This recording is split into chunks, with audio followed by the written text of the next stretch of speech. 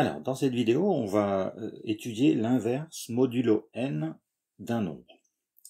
Alors déjà, un nombre est inversible modulo n, donc un nombre entier A, est inversible modulo n si il existe un entier B tel que A fois B est congru à 1 modulo n.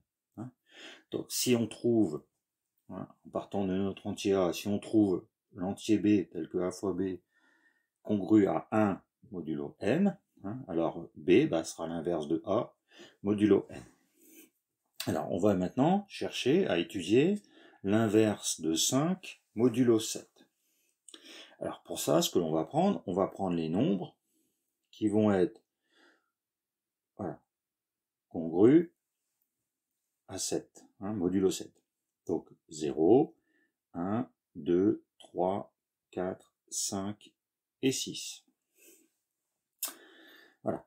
Ensuite, on va étudier 5 fois x, voilà, toujours la congruence modulo 7, donc 5 fois 0, 0, 0, modulo 7, 5 fois 1, donc 5, modulo 7, 5 fois 2, 10, 10, c'est 3, modulo 7, 5 fois 3, 15, 15, c'est 1, modulo 7, 5 fois 4, 20, donc c'est 2 fois 7, 14 plus 6, donc 6 modulo 7, 5 fois 5, 25, donc 3 fois 7, 21, donc 4 modulo 7, et 5 fois 6, 30, 4 fois 7, 28, 2 modulo 7. Donc du coup, quand on prend notre tableau de congruence, on voit que si on prend le nombre 3, 5 fois 3 est congru à 1 modulo 7.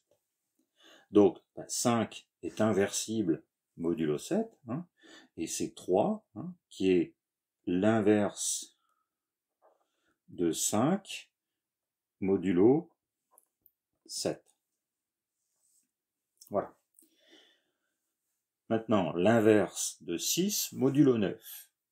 Maintenant, on va refaire la même chose, on va faire notre tableau de congruence, donc x modulo 9, donc 0, 1, 2, 3, 4, jusque 8.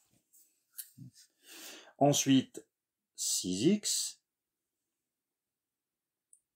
donc 0, 6 fois 1, 6, 6, 12, c'est 1 fois 9 et 3, 18, c'est 2 fois 9, donc 0, 24, c'est 18, c'est 6, et puis ensuite, 6 fois 5, 30, 3 fois 9, 27, on va retrouver la période 36, 4 fois 9, 36, 0, 6, 3, et ainsi de suite.